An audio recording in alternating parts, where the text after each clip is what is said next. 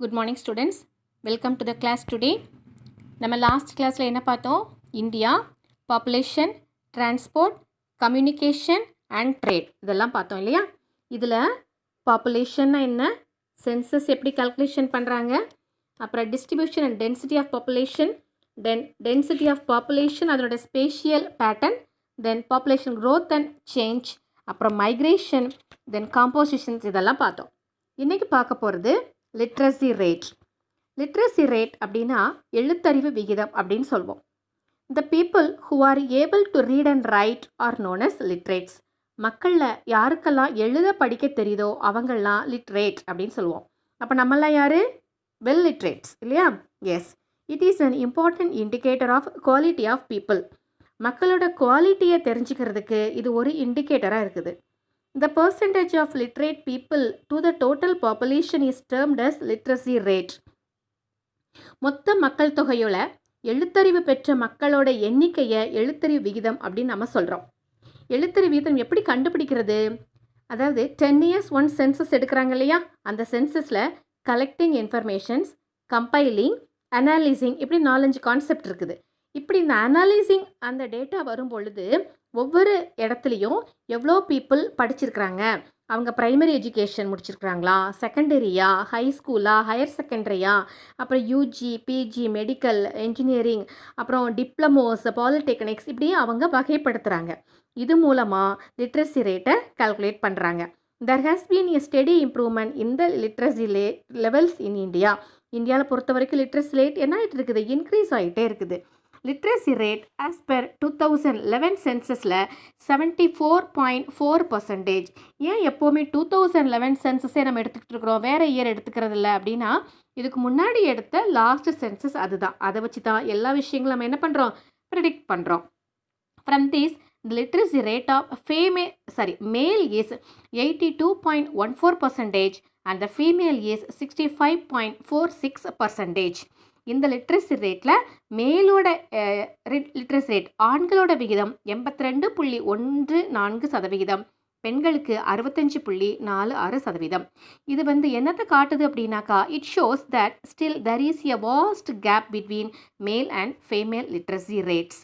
ஆண் பெண்களுக்கான ஒரு வாஸ்ட் கேப் அங்கே இருக்குது. அந்த கேப்போட லெவல் என்ன அப்படின்னா 68% டிஃப்ரென்ஸ் இருக்குது. இந்த லிட்ரஸி ரேட் பொறுத்த வரைக்கும் இந்தியாவில் கேரளா ஃபஸ்ட் ரேங்க்கில் இருக்குது. அங்கே லிட்ரஸி ரேட் 93.91% நல்லா படிச்சுட்ருக்குறாங்க. லீஸ்ட் ரேட் எதுனா பீகார், அங்கே 63.82%. இதில் இது ஸ்டேட் வைஸு.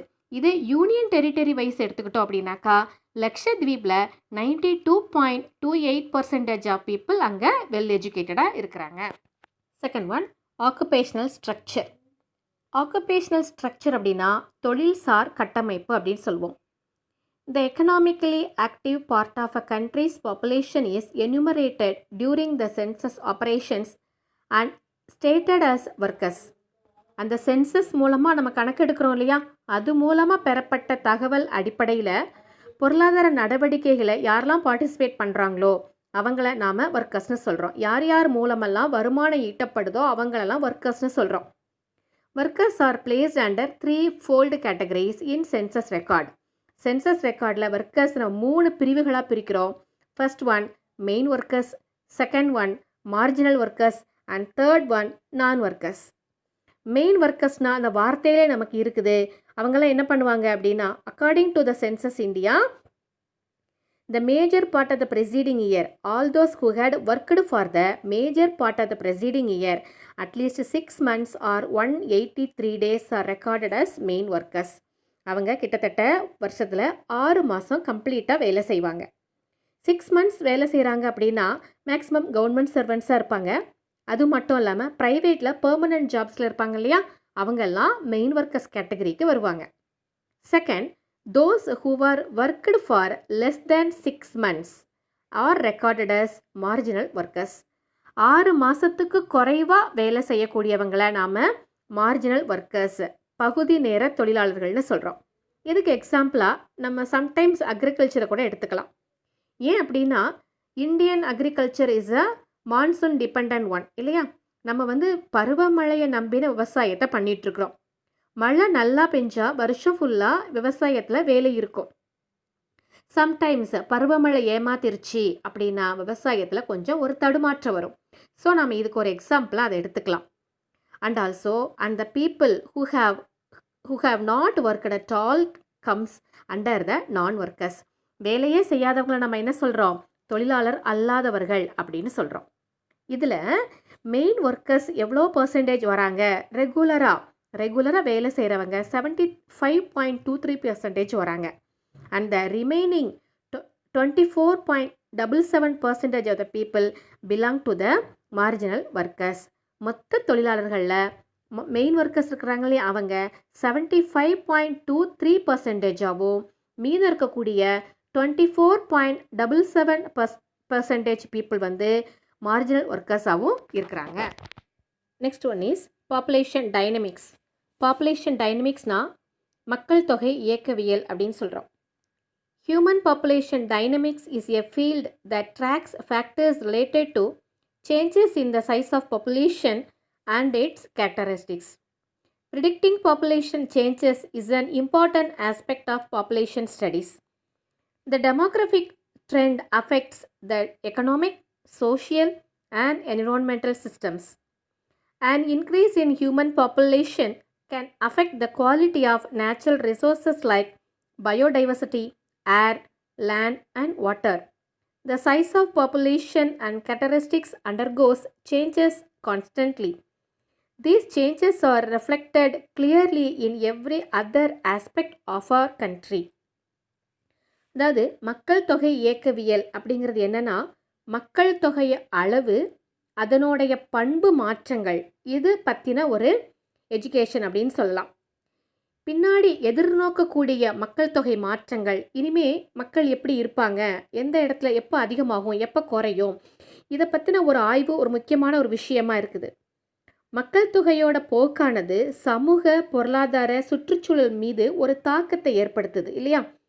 மக்கள் தொகையோட அதிகரிப்பு எதெல்லாம் உருவாக்குது அப்படின்னாக்கா, எதையெல்லாம் பாதிக்குது அப்படின்னா biodiversity, air, land and water. ஒரு இடத்துல மக்கள் தொகை அதிகமாகும் போது ஏர் பொல்யூஷன் ஆகும், லேண்டு வேஸ்ட் ஆகும், அதே மாதிரி வாட்டர் என்ன ஆகும், ரொம்ப வேஸ்ட்டாக போயிட்டுருக்கோம், சுத்தமாக இருக்காது. அப்போது the size of population characteristics undergoes the changes constantly. அப்போது மக்கள் தொகையோட அளவு, பண்பு இது வந்து தொடர்ந்து சேஞ்ச் ஆகிக்கிட்டே இருக்குது. இந்த மாற்றங்கள் வந்து என்ன ஆகுது அப்படின்னா, changes are reflected clearly in every other aspect of our country. மற்ற எல்லா விதமான அம்சங்களையும் இது பிரதிபலிக்குதுன்னு சொல்லலாம். Then problems of overpopulation. அதிகமான மக்கள் தொகையால் ஏற்படக்கூடிய பிரச்சனைகள் என்ன அப்படின்னு பார்ப்போம். In India, growing pressure of population on resource base created many socio-economic, cultural, political, ecological and environmental problems. இந்திய நாட்டில் அதிகரிச்சுட்டு வரக்கூடிய மக்கள் தொகை மூலமாக சமூகத்தில், பொருளாதாரத்தில், கலாச்சாரம், அரசியல், அப்புறம் என்விரான்மெண்ட், இது எல்லாத்துலேயுமே நிறைய ப்ராப்ளம்ஸ் நம்ம ஃபேஸ் பண்ணிகிட்டே இருக்கிறோம். இதுலேயும் the population problems vary in space and time, differ from region to region. எல்லா இடத்துலையும் ஒரே மாதிரி இருக்காது. ஒரு பிளேஸில் கொஞ்சம் சேஞ்சஸ் அதிகமாக இருக்கும், சம் பிளேசஸ் பார்க்கும்போது கான்ஸ்டண்ட்டாகவே இருக்கும். இன் அவர் கண்ட்ரி ஆர், நம்ம நாட்டில் என்னென்ன ப்ராப்ளம்ஸ் இருக்குன்னா, overcrowding, unemployment and underemployment, low standard of living, malnutrition, mismanagement of natural and agricultural resources, unhealthy environment etcetera. நம்ம நாட்டில் மக்கள் தொகை அதிகரிப்பால் என்னென்ன ப்ராப்ளம் க்ரியேட் ஆகுது அப்படின்னா, மக்கள் நெருக்கடி. இப்போது மெட்ரோபாலிட்டியன் சிட்டிஸ், மெகா சிட்டிஸில் எடுத்துக்கிட்டோன்னாக்கா, அங்கே எம்ப்ளாய்மெண்ட் ஆப்பர்ச்சுனிட்டி இருக்கிறது, இண்டஸ்ட்ரீஸ் நிறைய இருக்கிறதுனால மக்கள் நிறைய அங்கே இடம் பெயர்றாங்க. அப்போது மக்கள் நெருக்கடி, டென்சிட்டி ஆஃப் பாப்புலேஷன் அங்கே அதிகமாக இருக்கும். அதுக்கப்புறம் வேலை வாய்ப்பின்மை. என்ன ப்ராப்ளம் இருக்குது நம்ம நாட்டில்? அதிகமான பேருக்கு படித்த வேலை கிடைக்கல, வேலை வாய்ப்பு இல்லை. அப்புறம் திறனுக்கேற்ற வேலை வாய்ப்பில்லை, அதுதான் என்னன்னு சொல்கிறோம், அண்டர் எம்ப்ளாய்மெண்ட் அப்படின்னு சொல்கிறோம். நான் என்ன படிச்சினோ அதுக்குண்டான வேலை தான் நான் செய்வேன், இல்லைன்னா நான் வேலை செய்ய மாட்டேன் அப்படின்னு நினைக்கிறது. என்ன வேலை கிடைச்சாலும் எடுத்து முதல்ல செஞ்சுக்கணும், அதுக்கப்புறம் நமக்கு திறமையான வேலையை நம்மளை தேடி வரும் இல்லையா? எஸ், அதுக்கப்புறம் குறைந்த வாழ்க்கை தரம், வேலை இல்லை அப்படிங்கும்போது நம்மளோட வாழ்க்கை தரம் எப்படி இருக்கும்? லோ ஸ்டாண்டர்ட் ஆஃப் லிவிங், ரொம்ப சொல்லிக்கிற அளவுக்கு இருக்காது. லோ ஸ்டாண்டர்ட் ஆஃப் லிவிங் இருக்கும்போது நம்மளோட நியூட்ரிஷன் லெவல் எப்படி இருக்கும்? ஊட்டச்சத்து நமக்கு நல்லா இருக்காது, ஊட்டச்சத்து இல்லாத நிலைமையில வாழ்வோம். இது எல்லாத்துக்கும் மேலே நம்ம என்ன செய்வோம் அப்படின்னா, mismanagement of natural and agricultural resources. நம்மள்ட்ட பொருளாதாரம் பத்தலை அப்படிங்கும்போது நம்ம தாத்தா பாட்டி சேர்த்து வச்ச நிலத்தை நமக்கு கொடுத்துருப்பாங்க இல்லையா, நிலத்தோட ஒரு பகுதியை விற்று வீடு கட்டலாம், அண்ணனுக்கு கல்யாணம் பண்ணலாம், பையனுக்கு பொண்ணு கல்யாணம் பண்ணலாம் அப்படின்னு ஒரு பகுதியை விற்க ஆரம்பிக்கிறோம். இதை தான் நம்ம என்னன்னு சொல்கிறோம்? Mismanagement of agricultural resources. அப்போ அக்ரிகல்ச்சர் ரிசோர்சஸ் நம்ம என்ன பண்ணுறோம்? அழிக்கிறோம். விவசாய நிலங்களை கூறு போட்டு என்ன பண்ணிடுறோம்? கட்டடங்கள் கட்டுறதுக்கு நம்ம பெர்மிஷன் கொடுக்குறோம். இது எல்லாமே அன்ஹெல்த்தி என்விரான்மெண்ட். இது நம்மளை எதில் கொண்டு போய் முடிக்க வைக்குது? நம்மளோட இயற்கையோட இந்த மாற்றங்கள்லாம் மற்ற எல்லா அம்சங்கள்லையும் பயங்கரமான டேமேஜஸை கிரியேட் பண்ணுது. Next one, urbanisation. அர்பனைசேஷனை நகரமயமாக்கம் அப்படின்னு சொல்கிறோம். The process of society's transformation from rural to urban is known as urbanization. கிராமப்புற சமுதாயம் நகர்ப்புற சமுதாயமாக மாற்றம் அடையுது இல்லையா, அதைத்தான் நம்ம அர்பனைசேஷன்னு சொல்கிறோம். The level of urbanization of a place is assessed based on the size of population of the towns and the cities and the proportion of population engaged in non-agricultural sectors. இந்த நகரமயமாக்கல் அப்படிங்கிறத 2 இண்டிகேட்டர் இருக்குது. இந்த 2 indicator எதெல்லாம் அப்படின்னா, size of population of the towns, another one the proportion of population engaged in non-agricultural sectors. அதாவது பெருநகரங்களில் இருக்கக்கூடிய மக்கள் தொகையோட விகிதம், வேளாண்மை சாராத தொழிலில் ஈடுபடுவாங்க இல்லையா, இவங்க 2 பேரையும் பேஸ் பண்ணி தான் அர்பனைசேஷனை கால்குலேஷன் பண்ணுறாங்க. These two are closely linked to the process of industrialization and expansion of the secondary and tertiary sectors of the economy. இந்த ரெண்டுமே தொழில்மயமாக்கல் அப்புறம் செகண்டரி டெர்டரி செக்டார்ஸை நமக்கு ஒரு தொடர்பாக இருக்கதை நமக்கு காமிக்குது. தென் அர்பனைசேஷன் இன் இந்தியா. இந்தியாவில் urbanisation, the level of urbanization is measured in terms of percentage of urban population. நகர்ப்புற மக்கள் தொகை அப்படிங்கிறது பர்சன்டேஜ், அது மூலமாக தான் நம்ம கால்குலேஷன் போடுறோம். The level of urbanization in the country has increased more than 3 times from 1901 to 2011. 1901 2011 வரைக்கும் 3 மடங்கு என்ன செஞ்சுருக்குது? அதிகமாகிருக்குது. 2001 27.82% இருந்த அர்பன் பாப்புலேஷன் 2011 31.16% இன்க்ரீஸ் ஆகிருக்குது. ஸோ இந்த 2001 11 3 டைம்ஸ் இது என்ன ஆகிருக்குது? இன்க்ரீஸ் ஆகிருக்குது. The level of urbanization varies widely among the states. அதே மாதிரி ஒவ்வொரு மாநிலத்துலேயும் இது வேறு வேறு விதமாக இருக்குது. இந்தியாவில் பொறுத்த வரைக்கும் 62.17 நகர்ப்புற மக்கள் தொகையோட கோவா தான். Goa is the most urbanised state in India with 62.17 urban population. இதில் ரொம்ப குறைவாக எங்கன்னா Himachal Pradesh. Himachal Pradesh is the least urbanised state. இங்கே 10.04% ஆஃப் அர்பன் பாப்புலேஷன். இது ஸ்டேட்ஸில் பார்த்தோம். இதே யூனியன் டெரிட்டரிஸில் பார்க்கும்போது Delhi is the most urbanised region followed by Chandigarh. Among the major states Tamil Nadu continues to be the most urbanised state with 48.4% of the urban population. Next followed by Kerala and Maharashtra. Tamil Nadu இந்தியாவில் பொறுத்த வரைக்கும் பெரிய மாநிலங்களில் அதிகமாக அர்பனைசேஷன் ஆன மாநிலங்கள் அப்படிங்கிறது தமிழ்நாடு, அதுக்கடுத்து கேரளா, அதுக்கடுத்து மகாராஷ்டிரா. அப்போ first urbanisation state Tamil Nadu, next Kerala, third one Maharashtra. இதில் 53 cities population 1 million and above. These cities are called as million cities. 53 cities population 1 millionக்கும் மேலே இருக்கிறாங்க. இந்த சிட்டிஸ் நம்ம என்ன சொல்கிறோம் அப்படின்னாக்கா மில்லியன் சிட்டிஸ்னு சொல்கிறோம். இன்னும் சில cities, these are the major urban centers in the country. Among the million cities, இந்த 53லையும் உள்ள there are 3 major urban agglomerations with more than 10 million population. Each are known as mega cities. Urban agglomeration அப்படின்னா நகர்ப்புற குவியல்னு சொல்லுவோம். ஒரு சிட்டியில் 10 மில்லியனுக்கும் மேலா மக்கள் இருந்தாங்க அப்படின்னா அதை நம்ம என்ன சொல்கிறோம் அப்படின்னாக்கா மெகா சிட்டின்னு சொல்கிறோம். இப்போ இந்தியாவில் அப்படி மெகா சிட்டிஸ் 3 இருக்குது. அது எதெல்லாம் அப்படின்னா மும்பை, டெல்லி அண்ட் கொல்கத்தா. எதெல்லாம் மெகா சிட்டிஸ்னு சொல்கிறோம்? Mumbai, Delhi and Kolkata. Then comes impact of urbanisation. நகரமயமாக்குறதுனால என்னென்ன தாக்கங்கள் இருக்குதுன்னு பார்க்க போகிறோம். Urbanisation and population concentration go hand in hand and are closely related to each other. நகரமயமாதலும் மக்கள் தொகை அடர்த்தியும். நகரமயமாதல் அப்படின்னாலே மக்கள் அதிகமாக ஆகிறதுனால தானே நாங்கள் நகரமயமாக ஆகுது. அப்போ நகரமயமாதலும் மக்கள் தொகை அடர்த்தியோ ஒன்றோட ஒன்று தொடர்புடையதாக இருக்குது. A rapid rate of urbanization in a society is taken as an indicator of its economic development. விரைவான வளர்ச்சி, நகர்ப்புறங்களில் விரைவான வளர்ச்சிங்கிறது சமூக பொருளாதார அபிவிருத்தியோடைய அடையாளமாக நாம் நினைக்கிறோம். Urbanisation is increasing rapidly in the developing countries including India. India மாதிரி இருக்கக்கூடிய டெவலப்பிங் கண்ட்ரீஸில் அர்பனைசேஷன் ஒரு நிறுத்த முடியாத ஒரு காரணமாக ஃபாஸ்ட்டாக போயிட்டே இருக்குது. Rural to urban migration leads to population explosion in urban areas.